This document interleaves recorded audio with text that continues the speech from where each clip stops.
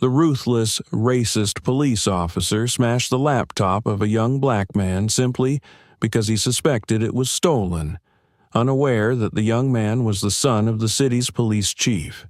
When the truth was revealed, the officer was left shocked. What happened next would leave everyone reeling from the power of the truth and the cruelty of prejudice. Before we dive into this dramatic story, please share where you're watching from and subscribe to our channel to not miss other exciting stories.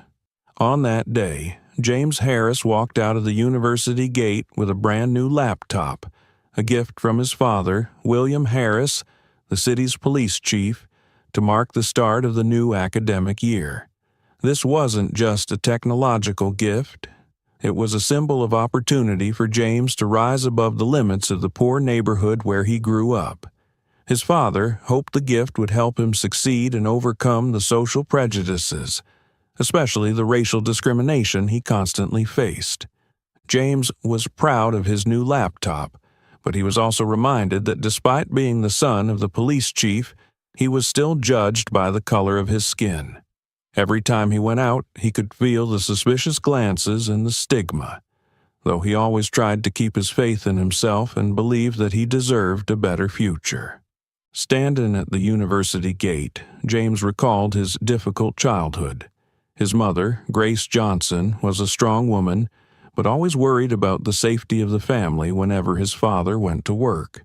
Despite being the police chief, William Harris couldn't protect his family from the social injustices faced by black people.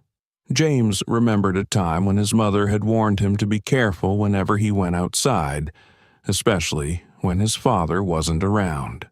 William Harris had once said, "Even though I'm the police chief, I can't change everything. People will still see you as a black man." Those words had haunted James for years. Even though his father held an important position, he still couldn't change society's perception of black people. James also recalled a time when he was just 10 years old. The family was having dinner when his father received a call from the police station about a brutal incident involving an innocent black man. William Harris didn't agree with the actions, but he couldn't do anything but report it. James could sense his father's helplessness at that moment. Despite being the police chief, he couldn't change society's view of his skin color. That feeling of frustration made James realize that no matter how hard he tried, he could never escape racial discrimination. He didn't want to live in his father's shadow. He wanted to prove that he could succeed through his efforts, without relying on his father's reputation. But, despite his best efforts, James still felt he was facing invisible barriers created by his skin color. The new laptop was a testament to his dream of changing his life. It was an opportunity to rise above the societal prejudices. However, James still wondered if he could truly change how society viewed him. Could he step out of his father's shadow and prove that he was more than just the son of the police chief? The pride James felt for the gift from his father, the new laptop, quickly faded as he walked down the sidewalk heading home. The weather was cloudy, but a gentle breeze made him feel at ease. It was a well-deserved reward after a stressful week of studying. However, as he passed a familiar street corner, a patrol car suddenly turned and stopped right in front of him. His heart pounded with anxiety. He knew this couldn't be good, but he tried to stay calm, not letting his worry show on his face. The car door swung open, and a young police officer, dressed in a green uniform, stepped out. It was Officer Thomas, someone James had seen a few times but never spoken to. The officer's suspicious gaze locked onto him as though searching for something wrong. James knew that look wasn't accidental. It was the same look he had grown too familiar with throughout his life, a look of clear racial prejudice. "That laptop's not yours," Officer Thomas said, his tone dripping with sarcasm. "It's too expensive for someone like you. Do you even have the money to buy this?" James stopped in his tracks, a surge of anger rising within him, but he kept his composure. This wasn't the first time he'd faced such discrimination because of his skin color, but today felt different. This laptop was a gift from his father, William Harris, the police chief, for the new school year. It wasn't just a material gift. It was a symbol of hope, an opportunity for him to rise and escape the shadow of his impoverished past. "Stop playing games," Officer Thomas interrupted. "You probably stole it. People like you always do that." James swallowed his anger, trying not to let his emotions take over his reason. He knew that if he reacted strongly, things would only get worse. But hearing the officer say that made him feel an overwhelming sense of shame and humiliation. He wasn't a kid, nor a thief. He was a college student, someone trying to improve his life. But to Officer Thomas, he was just another black man. Nothing more, nothing less. "I'm a college student. This is a gift from my father, Police Chief William Harris," James tried to explain, but his words seemed to fall on deaf ears. Officer Thomas simply stared at him, his expression devoid of any empathy or understanding. "Don't lie to me," the officer continued, his voice still laced with sarcasm. "I know people like you fake it, and then something accidentally falls into your hands." Those words hit James like a punch to the face. He wanted to say that his father wasn't a wealthy man, and that this gift was the result of a year of hard work. But he didn't have the chance to explain because Officer Thomas didn't give him a moment to respond. The officer stepped forward, yanked the laptop from his hands, and before James could react, the officer slammed it to the ground. The sound of the screen shattering was deafening, and everything inside James seemed to collapse. A feeling of shock, disappointment, and rage flooded James as he stared at the broken laptop lying beneath his feet. He couldn't believe what had just happened. This was the only gift his father, who had spent an entire year saving up for it, had given him. And now it was treated like a worthless object, nothing more than a symbol of suspicion. James struggled to keep his composure, but the intense emotions overwhelmed him. "This is the only gift my father gave me," he said, his voice thick with anger. "This is mine. Don't do this." But the officer just coldly ignored him, not caring about his explanation. "If it's yours," Officer Thomas sneered, "then go prove it to your father. Bring some paperwork to prove it, kid." Those words felt like a slap in the face to James. He stood there, fists clenched, his eyes fixed on the broken laptop, feeling humiliated before a society he was trying so hard to change. How could he prove that he deserved this gift when even an officer like Officer Thomas didn't recognize him as a person but only saw a black man, someone society looked down upon? James didn't say anything more. He simply stood there, silently watching the shattered laptop underfoot. A sense of helplessness overwhelmed him. He had grown too accustomed to this kind of racial discrimination, but today, for the first time, he felt cornered. The feeling of being violated and brutally humiliated made him realize that no matter how hard he tried, sometimes he couldn't escape society's gaze on black people. The anger inside him still burned, but there was nothing he could do. He just stood there, witnessing the officer's mocking look while his laptop lay broken at his feet, as shattered as all his hopes. At that moment, another police car stopped, and a senior officer stepped out. Sergeant Miller, who had more authority than Officer Thomas, saw the situation and walked over. After a quick assessment, he glanced at Officer Thomas and said sternly, "Don't you know who this is? This is the sheriff's son. Are you out of your mind?" His shout not only silenced the air, but also made James even more uncomfortable. He didn't want this intervention. Being saved simply because he was the son of someone in power made him feel like he was being labeled with something he didn't want. He didn't want to be seen as the sheriff's son, nor did he want to be treated differently because of his family name or his father's power. James just wanted to be himself, to be respected and acknowledged like anyone else. Officer Thomas, who had just acted recklessly and thoughtlessly, now hesitated in front of his superior. He didn't dare say anything more when he saw the angry look from Sergeant Miller. But James could sense that the stigma still wouldn't let him go, no matter how powerful his father was. When his father, William Harris, arrived, all eyes turned to him. James looked at his father, and in his eyes he didn't just see anger, but disappointment, a feeling James had seen in his eyes many times before.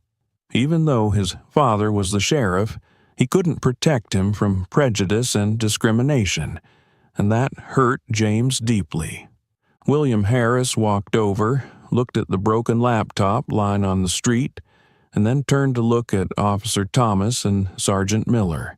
He didn't say anything, just sighed and ordered, "Clean this up. We'll handle it later."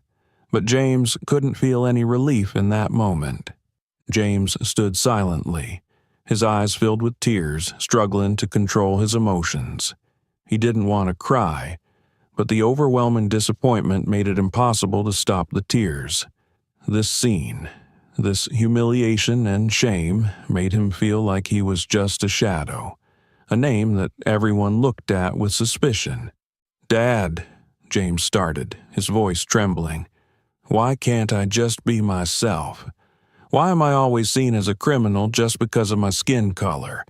I don't want to rely on your power to fix things like this anymore." William Harris looked at his son, his eyes filled with disappointment and quiet anger. He didn't know what to say to comfort James in this situation. As a father, he couldn't help but feel pain seeing his son face things he didn't deserve, just because of his skin color. But as the sheriff, he knew that changing the system wouldn't happen overnight. "Son," he said, his voice low and tired, "I know how you feel. I don't want to see you suffer through this either, but change in this system can't come instantly. I'm doing everything I can, but in this society, it's not easy to change. You'll have to fight, and I'll always be there for you. But these things, they won't change overnight." James looked into his father's eyes, sensing the sincerity in his words, but at the same time realizing that even though his father was the sheriff, he still couldn't change society's view of black people like him. This feeling, once again, drowned James in a sense of helplessness. "Dad," James said, his voice full of pain, "I don't want to keep relying on your name. I want to be seen as myself. I want to be treated fairly." William sighed, placing a hand gently on his son's shoulder. "I understand, James. I understand how you feel. But you have to know, this fight isn't just for one person. I'll do everything I can to protect you, but you also have to prepare for a long journey. I hope you won't give up, no matter how hard it gets." James's gaze passed over his father, sensing a bit of encouragement, but also feeling the weariness in his eyes. His father, even though he was the head of the police force, couldn't change how society viewed and treated black people right away. James sighed, feeling like he was standing at a crossroads, not knowing where to go. At that moment, James understood that his fight wasn't a simple one. It wouldn't end with an apology or a quick decision from those in power. It was a long battle, not just for him, but for all those who face racial discrimination every day. And no matter how long it took, James knew he couldn't just stand still, waiting for change to come from others. He had to be the one to lead that fight. Before the events of that day could settle, another shockwave hit. Just hours after the incident, a passerby who happened to witness the unjust treatment of James by Officer Thomas uploaded a video to social media. The video, capturing the humiliation of James, the laptop being thrown to the ground, and the offensive remarks from Officer Thomas, quickly went viral, becoming a sensation across social media platforms. No one could have anticipated that a small event on a street corner could spark such a powerful wave. As James sat in his room, watching himself appear on news headlines, he felt a chill rise within him. He realized that he was no longer just a personal victim. Now, he had become a symbol of a deeper, more persistent issue in society: racial discrimination. His video had become living proof of what millions of black people and other minority communities endure every day. The images of him standing in the street, surrounded by the contemptuous gaze of the police officer, were burned into the minds of many, making it impossible for them to turn a blind eye. James felt like a puppet in the hands of the media and social networks. He never wanted to become the hero of this story, but the truth was that his video spread at a staggering rate. People weren't just watching the video out of anger toward the police officer's actions, but also because of the deep connection it had to the social injustices that many people face. For James, the feeling of being exposed didn't just make him uncomfortable. It felt like standing in the middle of a raging fire, unsure of what to do.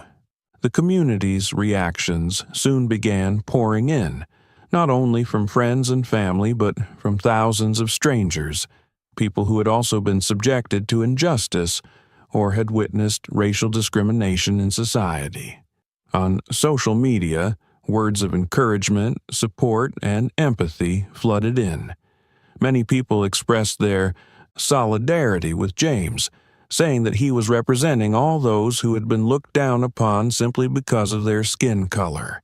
They shared James's story with powerful messages about fairness and the right to live without discrimination. However, there were also opposing comments. Some people suggested that James should move on and continue with his life. They said that making a big deal out of this only complicated things further, and that something so small isn't worth wasting time over. These comments only fueled James's anger. How could racial discrimination be brushed off so lightly? Why should he have to endure disrespect simply because of his skin color, while some people never have to face such things? James couldn't stay silent any longer. He knew that if he stayed quiet, everything would continue along the same old path. He couldn't let himself become a pawn in the hands of people who saw him only as a number in a media story. This wasn't just his story.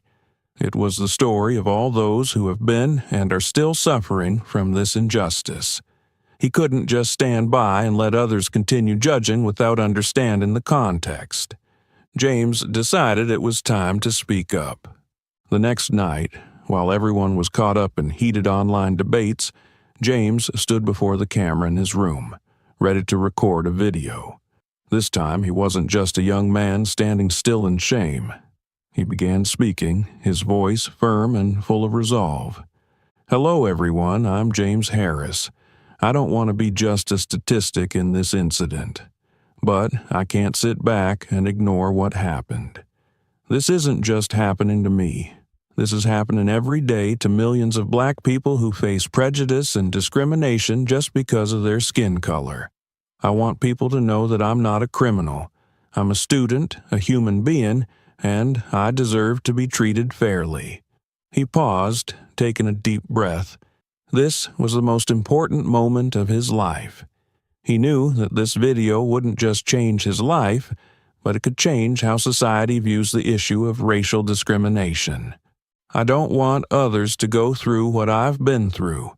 I don't want anyone else to endure this humiliation just because of their skin color.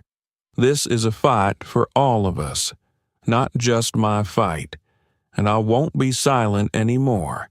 I will stand up, not just for me, but for all those who need their voices heard."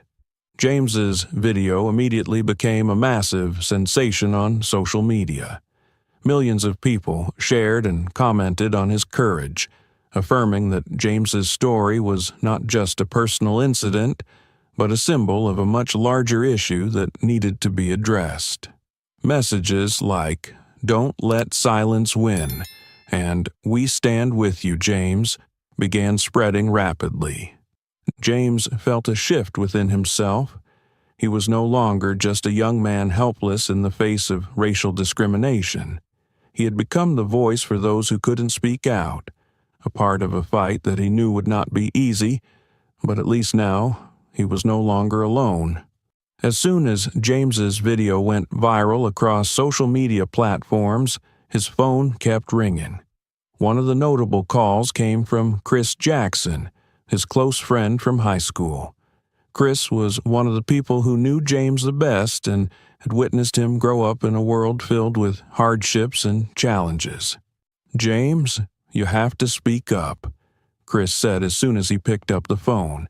His voice was filled with concern, but also determination. "This isn't just your issue. We all have to fight.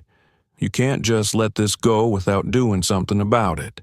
James felt a powerful urge rise from within, a feeling he had never experienced before. He looked at his phone screen, unable to stop thinking about what had happened. He was no longer just a victim of oppression. Now he had become a symbol for others who had faced injustice like him. But what did that mean if he couldn't use his voice to create change?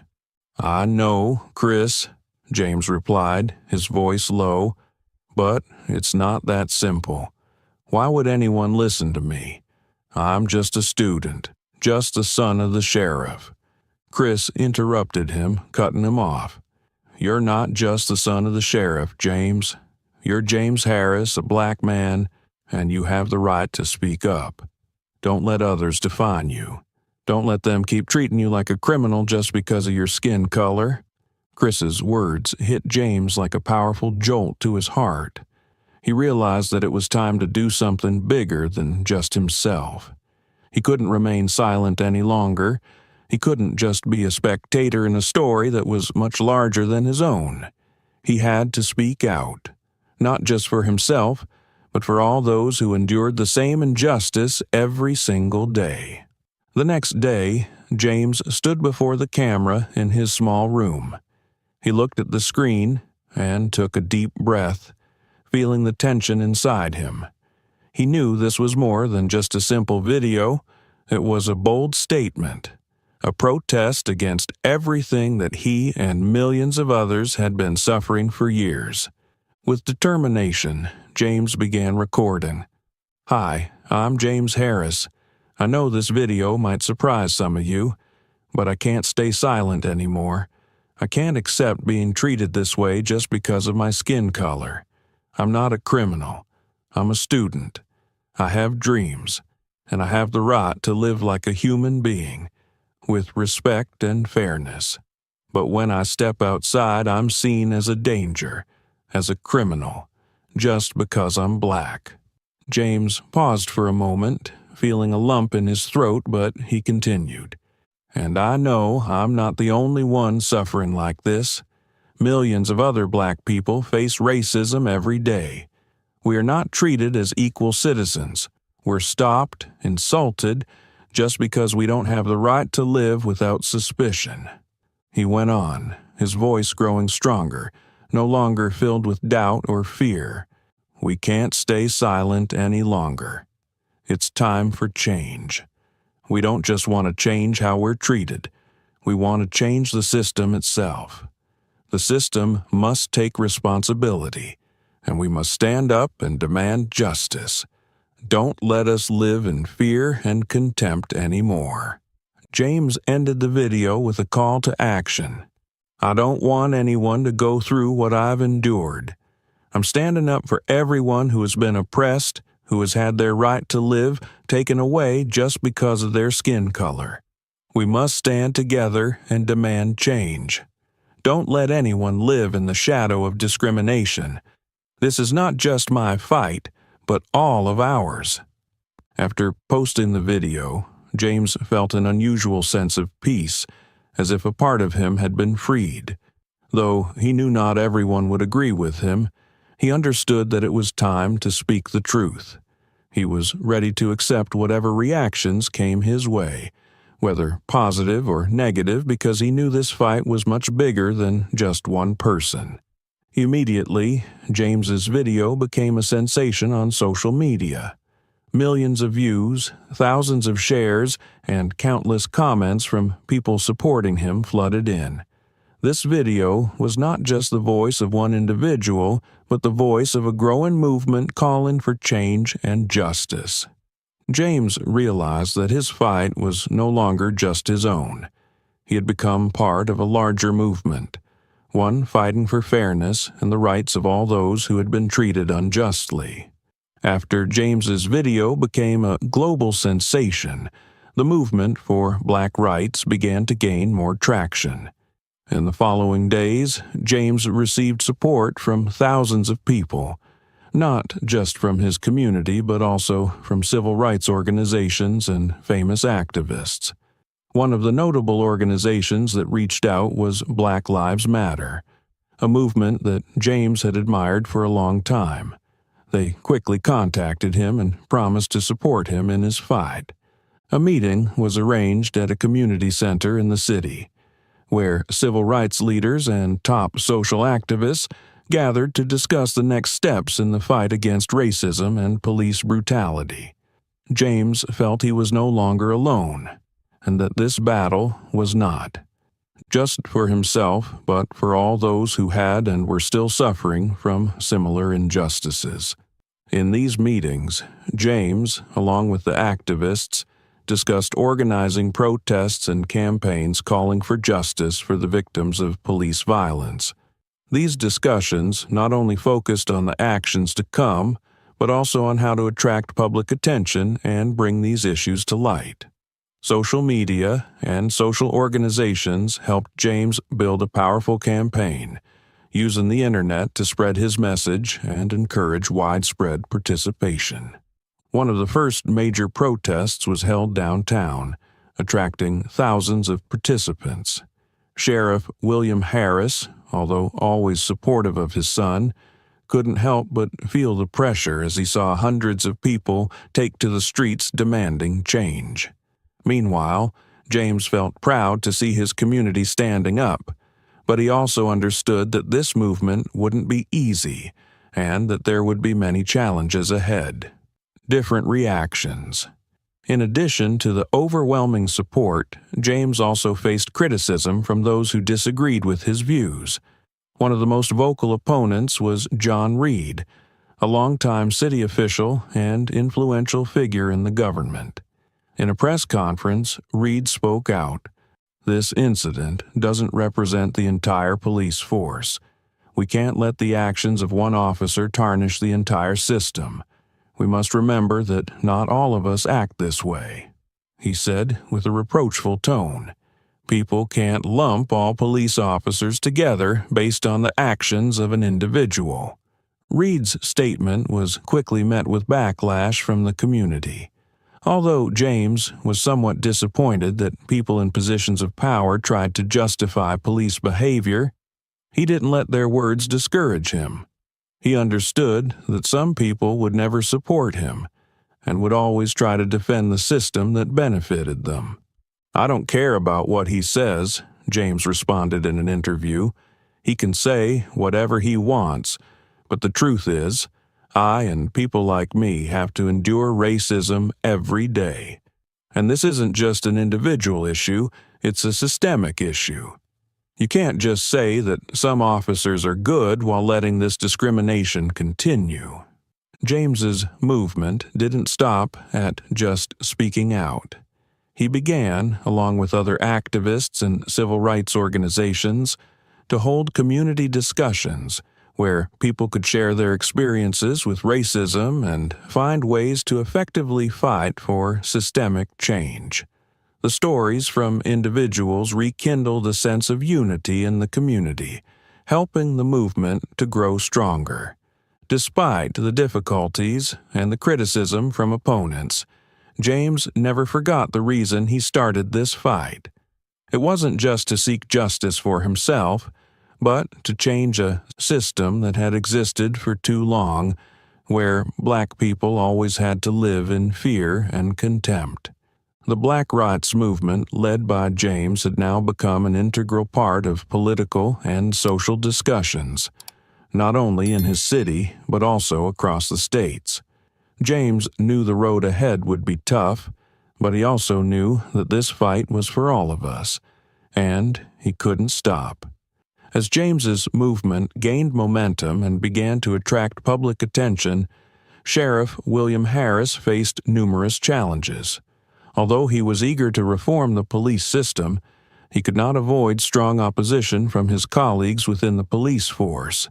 Many officers, especially his longtime peers, started expressing concerns and resistance when he presented his reform plans. One of the major issues Harris had to face was the division within the force. The junior officers believed that policies like anti-racism training or closely monitoring their actions would undermine the power of the police. Some even argued that these reforms could make it more difficult for them to perform their daily duties, diminishing their ability to maintain control and handle situations. A few colleagues openly stated that they did not see the need for any changes. The dialogue between Sheriff Harris and his colleagues during an internal meeting was far from easy. The debates became tense when Harris proposed a series of reform measures. A seasoned officer spoke out, vehemently opposing the idea. "William, you can't change the whole system because of a single incident. This will weaken the police force, and none of us want that."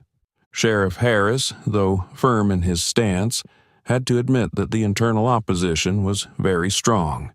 He understood that without consensus from his colleagues, any change would be difficult to implement and could lead to a weakening of the police force's power. Meanwhile, James could not accept his father being stuck in the position of choosing between reform and maintaining power.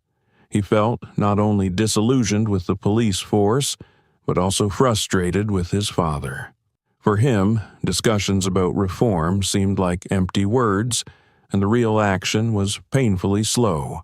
One evening, after participating in a large protest, James returned home feeling tense. Sheriff Harris was sitting in his office, looking over reports and calls, trying to manage pressure from both his family and the police force. Seeing his father in this state, James could no longer control his anger. "Dad, why aren't you doing anything?" James shouted as he entered the office, his face full of frustration. "We had a chance to change things, but you keep postponing it. Why aren't you strong like everyone expects? Why do you just stand by and let this system continue oppressing us?" William Harris looked up, his face tired. "James, you don't understand. This isn't simple. Everything can't change overnight. This system has been around for too long, and changing it won't be easy." James could not contain his anger and disappointment. "You don't understand. I don't have to be your son to deserve respect. I want to be myself, a person not judged by the color of my skin or by your position. I don't want to be treated differently just because you're the sheriff. I want a world where everyone is treated fairly, no matter who they are." James's words struck Sheriff Harris like a shock. He couldn't believe his son felt this way, especially since he had spent his life fighting within the system, hoping to create change from the inside. But now he understood that James was not just his son. He was part of the growing movement for justice sweeping through the city. And James wanted to change the world his way, not relying on his father's shadow. The argument between the two grew heated. James could not accept his father's delays and indecision, while William Harris felt hurt by his son's inability to understand the difficulties he faced in trying to implement reform. Both felt trapped between two worlds. One was the system William was trying to change, and the other was the younger generation like James, who no longer had patience for empty promises without action. The argument ended in heavy silence. James stormed out, weighed down by unresolved words. Meanwhile, Sheriff Harris sat alone, feeling the pain of the distance between him and his son. He understood that change was not easy, but he also knew that without the unity of both family and community, these reforms would never go anywhere. Both father and son knew that despite their differences, the fight for justice and equality could not stop, and they realized that if they wanted to change the system, they would have to face these challenges together. After the heated arguments at home, James felt even greater pressure as he faced not only opposition from the police force, but also from his community. As the Black Lives Matter movement and calls for change began to draw attention, not everyone supported him. A group of residents, mainly those with conservative views who did not believe in the need for police reform, started speaking out against James's movement. During a community meeting at a local cultural center, James confronted these opponents directly. As he entered the room and saw the skeptical faces, he realized he would be up against differing opinions. A middle-aged man, Rick Dalton, stood out in the crowd and immediately voiced his opposition. "The issue isn't the police or the system," Rick began with a dismissive tone. "It's that you guys keep exaggerating everything. The police are our protectors, and if there's a problem, it's just a few individuals, not the entire system. Things aren't always as they appear in those videos." James felt the tension in the air growing. He was used to fighting battles, but this time he wasn't just facing those in power. He was up against people within his community. Rick continued, "This movement is dividing us. People act like the police are the enemy, but the truth is, none of us want to live in a city without the police. You're blowing things out of proportion, and that's just making everything worse." Voices of opposition echoed, and a heated debate broke out between James's supporters and his detractors. Some people in the community supported Rick's view, arguing that the police couldn't change overnight and that excessive criticism would only create more tension, even harming the relationship between the police and the community. They believed there was a way to address the issue without dismantling the entire system. James felt his anger boil over.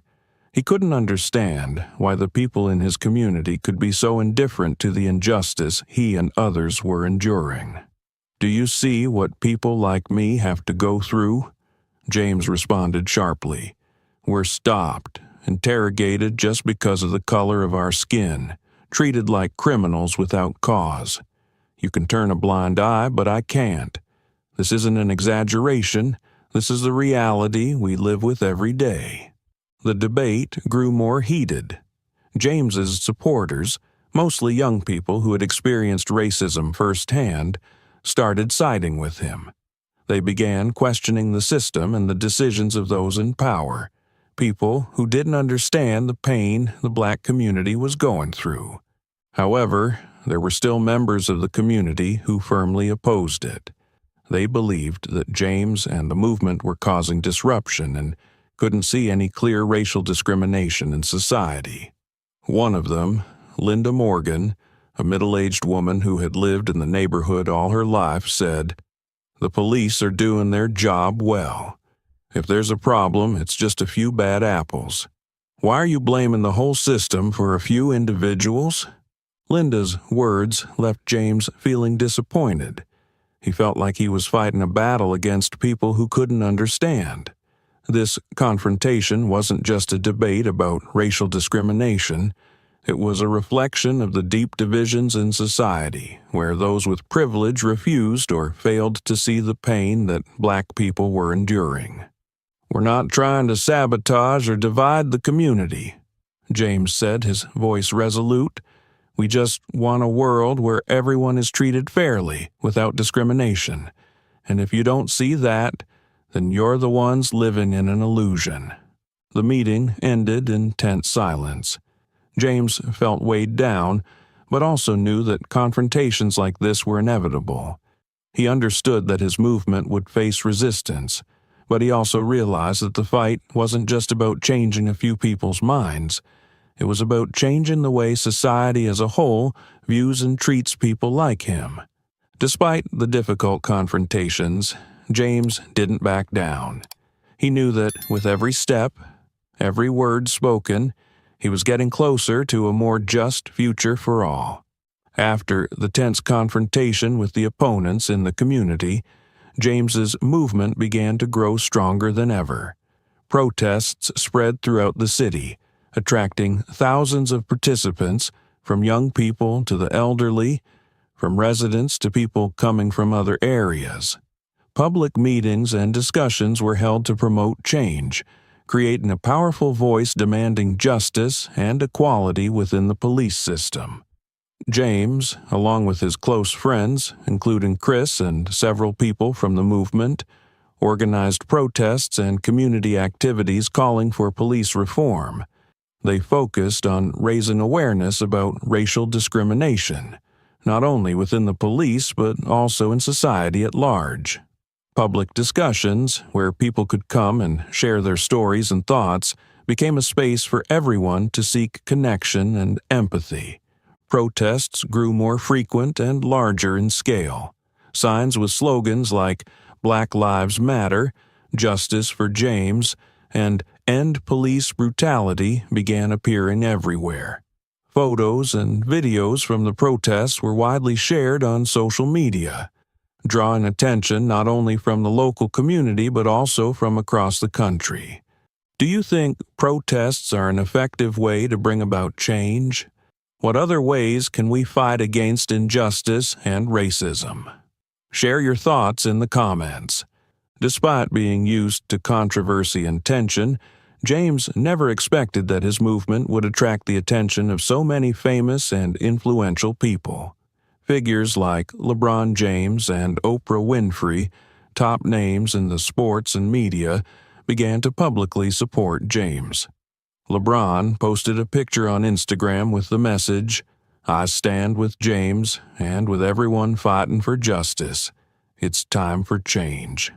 Along with that, Oprah shared a powerful message on Twitter. "The whole society needs to listen. We cannot let a generation of youth endure what James is going through. It's time for change."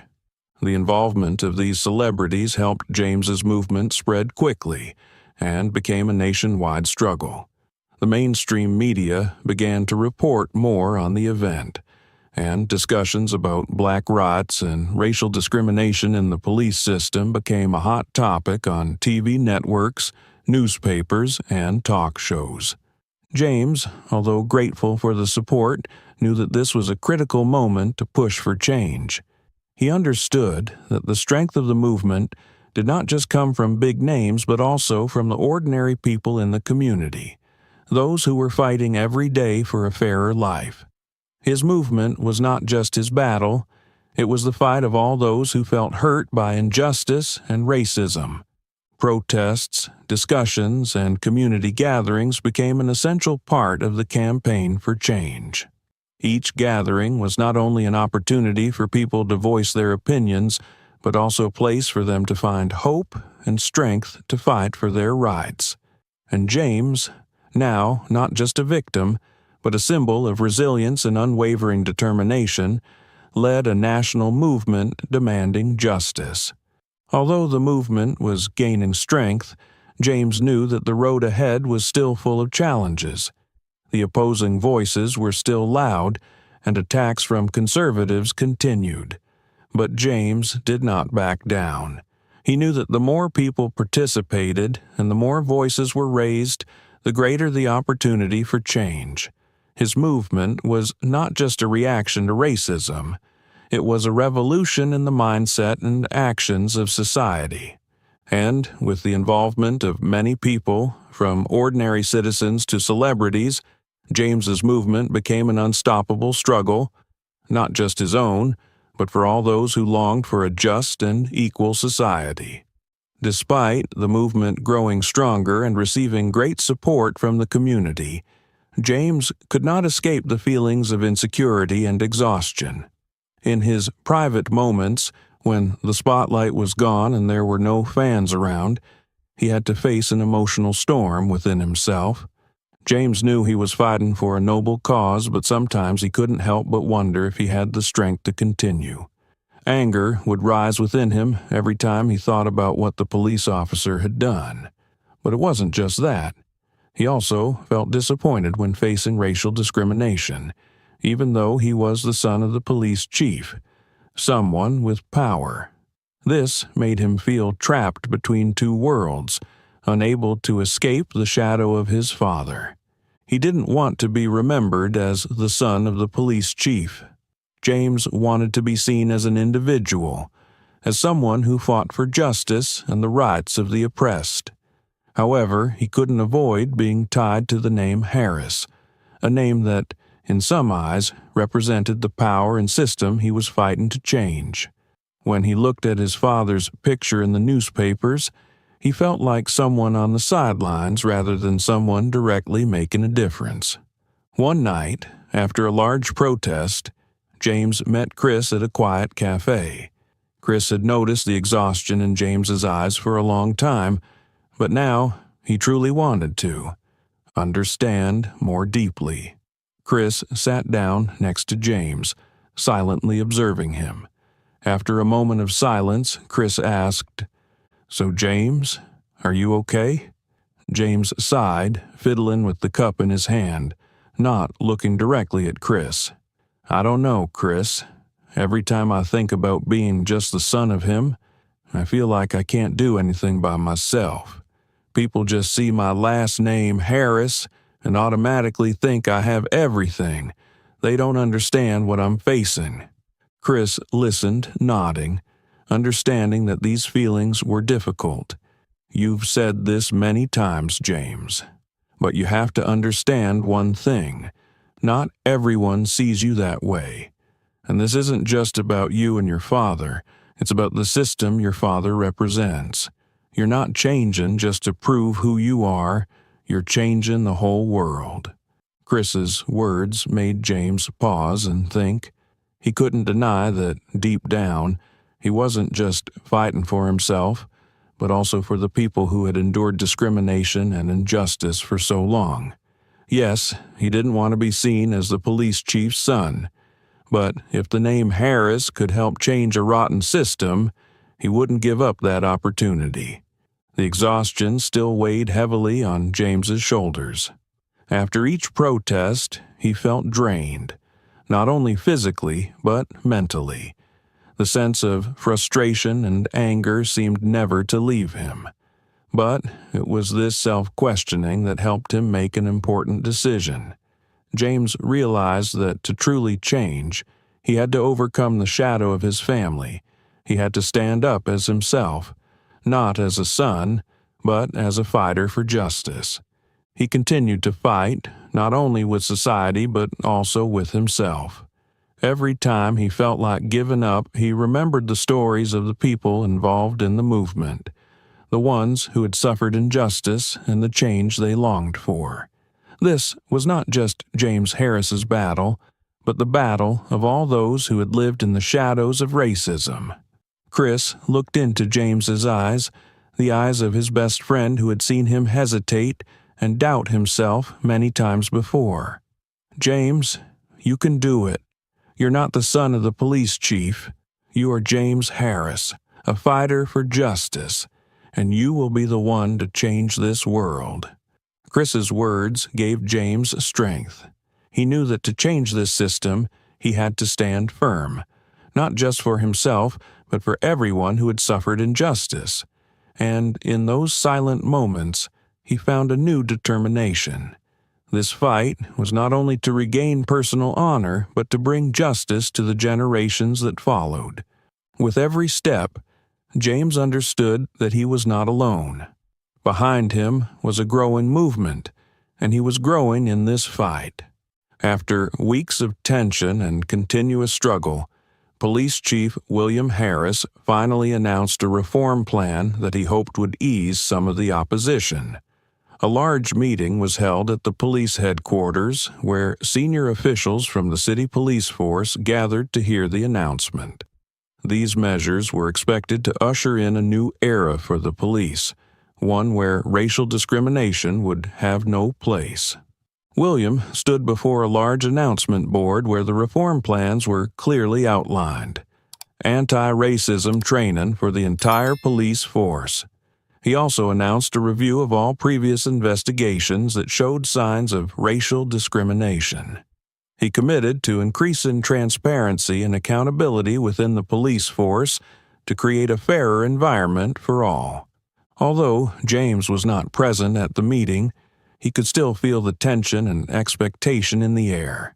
He knew that his father, despite his best efforts, was not implementing changes that were deep enough. James understood that retraining police officers or changing a few procedures in the police system would not transform the entire structure that had been ingrained in society's worldview. These were only small steps that couldn't overshadow the prejudices and fears that resided within each person. James couldn't help but feel disappointed. These reforms might reduce some of the racial discrimination in the police force, but they could not address the root of the problem. People like Officer Thomas, the officers James had encountered before, who treated him as if he were a criminal because of his skin color, could they change after a short training session? Moreover, he realized that real change had to come from within society, from the very people who lived in daily fear and injustice. The protests and the public dialogues that James participated in were only a small part of a much bigger picture. Only when everyone in society, not just the police but all layers, from politicians and business people to ordinary citizens, recognized that racism was a serious problem and needed to be changed, would James truly believe that real change was possible. As the meeting concluded and his father's promises were broadcast widely, James felt unsatisfied. He knew that even if reforms were implemented, the system wouldn't change if people continued to view others through the lens of race, and if people like Officer Thomas could still maintain power and act without accountability. A question kept echoing in James's mind. Can reform make a difference when society is still not ready to change? That evening, when James returned home, he spoke with Chris on the phone. "Your dad announced the reforms, right?" Chris asked, his voice anxious. "Yeah, he did," James replied, his voice betraying his disappointment. "But it's just superficial changes. Do you think retraining the police will solve this issue?" Chris was silent for a moment, then responded, "You're right. But James, this is still a first step. You know, change is never easy, and it doesn't happen overnight. But the important thing is that you've made people pay attention. You've brought this issue to light. Don't let yourself be discouraged just because the first steps aren't big enough." James sighed, silent for a few seconds. "I don't want to just be a symbol. I want to see real change. I can't just keep standing by." "Then keep fighting, James. The reform is just the beginning. You've already shown that you can change a whole system," Chris said, his voice convincing. A new wave of determination surged within James. He knew the road ahead would be long and full of challenges, but he couldn't stop now. The reforms, though not enough, at least opened up an opportunity to get closer to the ultimate goal. But he also understood that as long as people weren't ready to let go of their biases, his fight, and the movement, was far from over. And that, James realized, was why he continued to stand firm, believing in a fairer society. Although the reforms were announced, James still felt that his struggle was far from over. The police training, reviewing past cases of racial discrimination, and increasing transparency were just small steps, while the bigger goal he and his fellow activists aimed for was still far out of reach. Racial discrimination wasn't an issue that could be solved with superficial reforms. It was a systemic problem, and change in the system couldn't be achieved through meetings or written commitments alone. The movement James led had become a symbol not only for him, but for millions of black people and oppressed individuals worldwide. Larger protests were being planned, with thousands of people joining, but James was still not satisfied. He realized that, although protests could draw attention and bring some changes, only when the societal system, along with its biases and discrimination, truly changed would his struggle have real meaning. One quiet evening, as James sat in his room, he received a call from Chris. "James, are you preparing for the next big protest?" Chris asked, his voice filled with hope but also some anxiety. "Yeah, I'm getting ready. This protest won't just be about what happened last time. We need to show that the change can't stop here," James replied firmly. "But do you think we've gone too far? How will they react if the protest is even bigger?" Chris asked. James paused for a few seconds, looking out the window at the city lights. Finally, he responded, "Nothing will change if we don't keep standing up. We have to fight, not just for ourselves but for all the oppressed people. If we stay silent, then everything we've done will be meaningless." The call ended, but Chris's words continued to echo in James's mind. "You can't stop, James. This fight isn't just yours. It's all of ours." The next day, James posted a live video on social media.